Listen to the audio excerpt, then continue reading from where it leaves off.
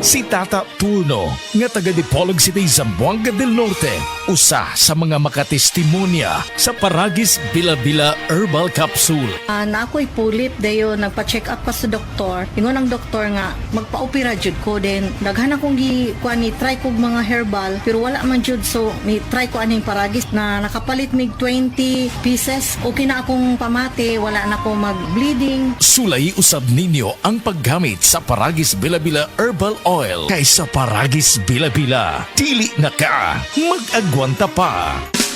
Camel, sukang puti, sasuan mo alam mo.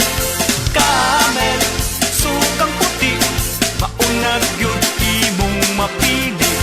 Camel, sukang puti, sasuan mo palami. Camel, sukang puti, anita na ang sekreto, ang sekreto.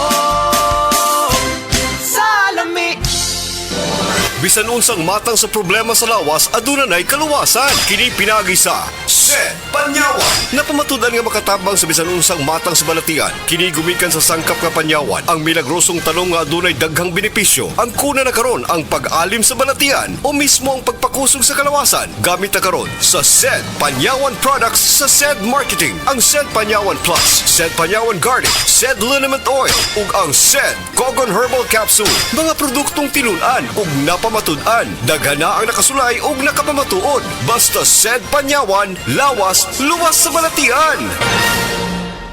Diabetes, usa ka sakit nga lisod ug delikado sa atong mga lawas. Tungod aning pwede ka mamatay sa komplikasyon sa kasing-kasing, kidney, atay, ug uban pang mga vital organs sa atong lawas. Sukla nato ang diabetes. Mag Life Extension Vitamin D3 na mo. Rekomendado sa mga medical doctors. Mapalit sa mga butika. Araw-araw, MX3 para extraordinary. With alpha, beta, gamma na sangkap nito. Tunay, original at natural na suplemento. With MX3, so coffee and tea. With MX3, it's for you and me. With MX3, dito ako believe.